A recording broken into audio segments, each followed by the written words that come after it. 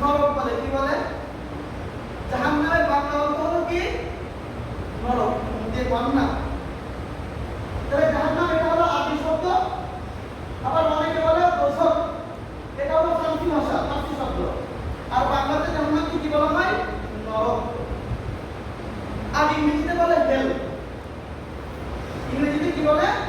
হেল বলে, হেল। তো এই জাহান্নাম এটা শাব্দিক অর্থ হলো শাস্তির স্থান। জাহান্নামের শাব্দিক অর্থ কি? শাস্তির স্থান, কষ্টদায়কের স্থান, যন্ত্রদায়কের স্থান, অগ্নিগৃহ। জাহান্নাম এটা কি? একটি অগ্নিগৃহ বা নরক। আর এটার পারিভাষিক অর্থে জাহান্নাম বলা হয় হাসরের ময়দানে আল্লাহর আদালতে যে পাপী বা অপরাধী তার অপরাধ সাব্যস্ত হওয়ার পর আল্লাহ তাআলা তাকে শাস্তি দেওয়ার জন্য যে স্থানে নিক্ষেপ করবেন তাকেই কি বলা হয়? জাহান্নাম বলা হয়।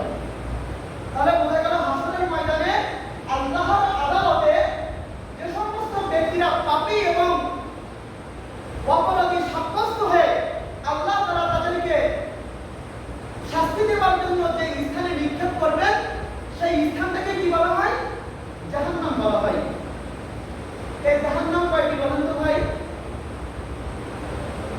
জাহান্নাম কয়টি বলেন তো? জাহান্নাম হলো 7টি। আর জান্নাত কয়টি বলেন তো? 8টি। তো যারা নেক কাজ করবে, যারা ভালো কাজ করবে তাদের জন্য আল্লাহ তাআলা জান্নাত রেখে দিয়েছেন। আর যারা অন্যায় কাজ করবে, অশ্লীল কাজ করবে তাদের জন্য আল্লাহ তাআলা কি রেখে দিয়েছেন? জাহান্নাম রেখে দিয়েছেন। আচ্ছা বলেন তো দুনিয়ার ভিতরে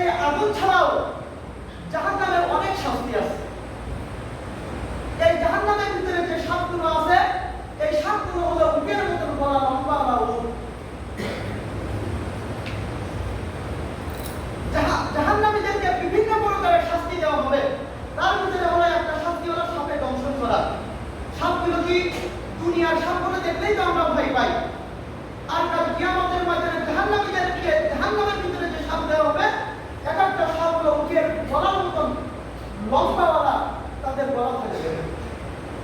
এই সাপ যখন কোন জাহান্নামীকে দংশন করবে তখন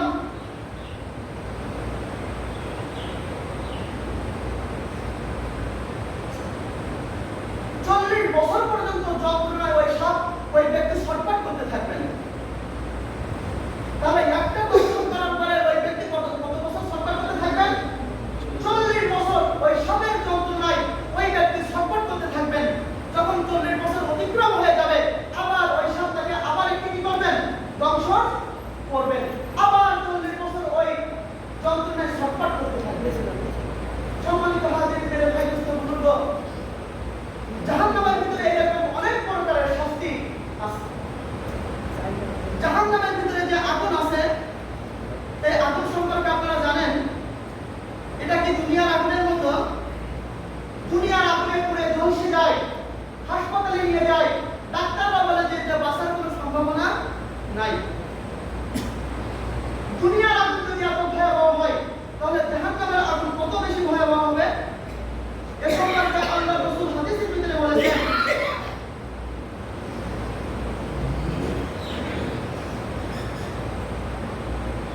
জাহান্নামে যে আগুন আছে এই আগুনকে 1000 বছর জ্বালিয়েছিলেন। কত হাজার বছর?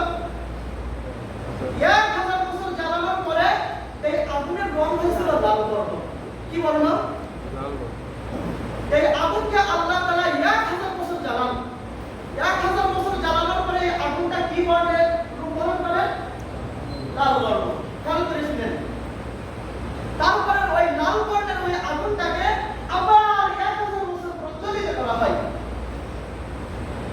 ওই 1000 জ্বালানোর পরে 1000 বছর জ্বালানোর পরে ওই লাল আগুনটা কোন রঙের রূপ ধারণ করে বলেন তো? সাদা রং।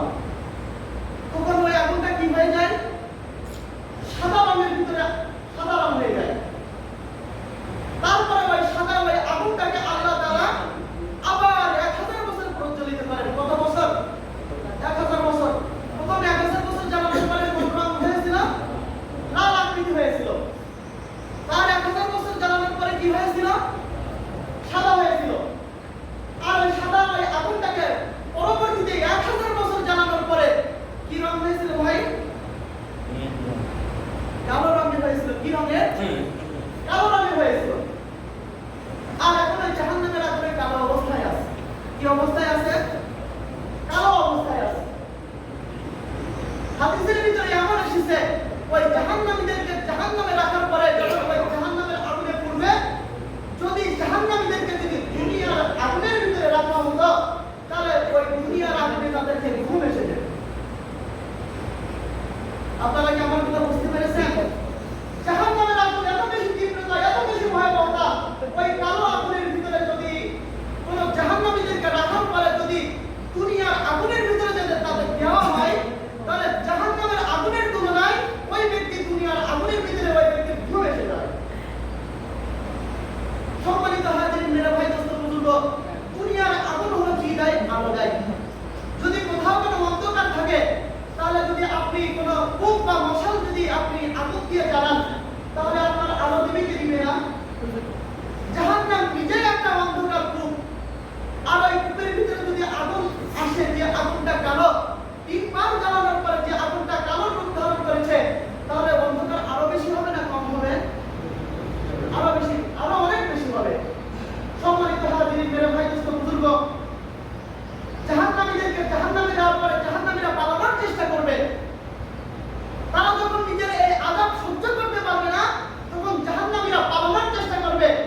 আল্লাহ তাআলা বলবেন মুআব্বাল্লাযিনা ফাসাকু, হে আমার বান্দারা, হে দুনিয়ার লোকেরা, মুআব্বাল্লাযিনা ফাসাকু, তোমরা দুনিয়ার ভিতরে অশ্লীল কাজ করেছিলে, তোমরা অন্যায় কাজ করেছিলে, তোমরা পাপ কাজ করেছিলে, তোমাদেরকে নিষেধ করা হয়েছিল, নিষেধ করার পরেও তোমরা আমার হুকুমকে না মেনে তোমরা অন্যায় অশ্লীল কাজ করেছিলে।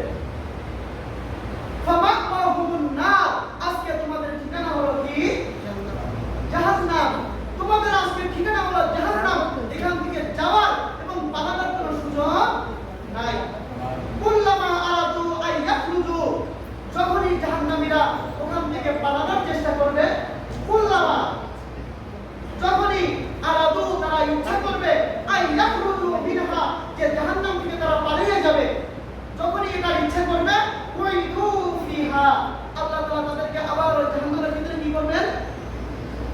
করবেন? আবার ওখানে রেখে আসবেন। সম্মানিত হাজির, মেরে ভাই, জাহান্নাম থেকে পালানোর কোনো সুযোগ নাই। আরে ভাই, জাহান্নাম তো অনেক বড় কথা, বড় কথা। দুনিয়ার জেলখানায় গিয়েছেন, দুনিয়ার যে জেলখানা আছে সেখান থেকে পলায়ন করার কি কোনো সুযোগ আছে? জেলখানায় যাননি, জেলখানা আপনারা দেখেননি? জেলখানা তো দেখেছেন অনেকে। জেলখানার দেওয়ালগুলো কি আমাদের বাসার মতন প্রাচীন? জেলখানার দেওয়ালগুলো অনেক বেশি উঁচু এবং তার গুরুত্বটাও অনেক বড় বেশি, যাতে কোনো আসামি জেলখানা থেকে পালাতে না পারে। তাহলে জাহান্নাম থেকে যখন জাহান্নামীরা পালানোর চেষ্টা করবে, ওয়াইদু ফিহা, আল্লাহ তাআলা তাদেরকে আবার সেখানে কি করবেন? রেখে দিবেন। ওয়াকিলা, এবং আল্লাহ তাআলা বলবেন, লাহুম যুকু আযাবান নার, লাহুম যুকু আযাবান নার, আজকে তোমাদের এই জাহান্নামের মজা, জাহান্নামের যে স্বাদ আজকে তোমাদের গ্রহণ করতে হবে। কারণ দুনিয়াতে তোমরা আমার নিষেধ উপেক্ষা করে তোমরা সেই অন্যায় অশ্লীল কাজের ভিতরে গিয়েছিলে, আমার হুকুমকে কখনো তোমরা মানো নাই। জাহান্নামীদের কখনো মৃত্যু হবে না, জাহান্নামীদের কখনো কি হবে না? মৃত্যু হবে না। নবী করিম সাল্লাল্লাহু আলাইহি ওয়াসাল্লাম বলেন, ইকালু লি আহলিল জান্নাতি খুলুদ, যখন জান্নাতীদেরকে জান্নাতের ভিতরে যাওয়া হবে, তখন আল্লাহ তাআলা জান্নাতীদেরকে বলবেন, হে আমার জান্নাতবাসীরা, তোমরা আজকে অনন্তকাল তোমরা এই জান্নাতের ভিতরে থাকবে, লা মাউতা, তোমাদের কখনো মৃত্যু দেওয়া হবে না, তোমরা অনন্ত অসীমকাল এই জান্নাতের ভিতরে বসে জান্নাতের নিয়ামত নাজিয়ামত ভোগ করতে থাকবে। ওয়া ইকালু লি আহলিন নার, এবং জাহান্নামীদেরকে বলা হবে, খুলুদুন লা মাউতা, তোমাদের অনন্ত অসীমকাল এই জাহান্নামের ভিতরে থাকতে হবে, লা মাউতা, তোমাদের কখনো কোনো মৃত্যু দেওয়া হবে না। যখন শাস্তি শেষ হয়ে যাবে, আবার নতুন করে শাস্তি দেওয়া হবে, যখন এই শাস্তি শেষ হয়ে যাবে, তখন আবার অন্য শাস্তি দেওয়া হবে। এভাবে খুলুদ, তোমাদের সদা সর্বদা এখানে থাকতে হবে, লা মাউতা, তোমাদের কখনো কি দেওয়া হবে না? মৃত্যু দেওয়া হবে না। আমি 1 মিনিটের ভিতরে শেষ করে দিচ্ছি। ভাই, এই জাহান্নামের কাছ থেকে বেঁচে থাকতে হলে আমাদের অনেকগুলি কাজ কি করা লাগবে? বর্জন করতে হবে। শিরিক করা যাবে না। কখনো কি করা যাবে না ভাই? আল্লাহর সাথে একমাত্র আল্লাহর সাথে আমরা কখনো কি করব না?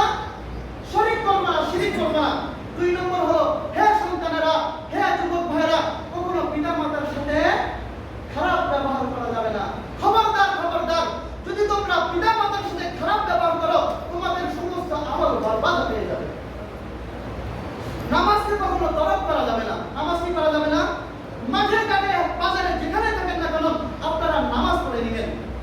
রোজাকে কখনো ছাড়া যাবে না, পর্দা করতে হবে। পর্দা কি? চোখের কখনো জিনা করা যাবে না। সুদ, ঘুষ, মদ, জুয়া, জিনা যতগুলো আছে সবগুলো কি করতে হবে? বর্জন করতে হবে। চুরি করা যাবে না, ডাকাতি করা যাবে না, মিথ্যা কথা বলা যাবে না, গায়ে জোর আছে অন্য ভাইকে জুলুম করা যাবে না, অহংকার করা যাবে না, হিংসা করা যাবে না। যাদের দোকান আছে ওজনের মাপ দেওয়াও কি? মাপের কম দেওয়াও যাবে না।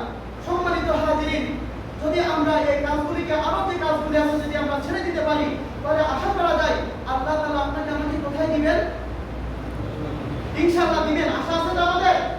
আমাদের আশা আছে তো যে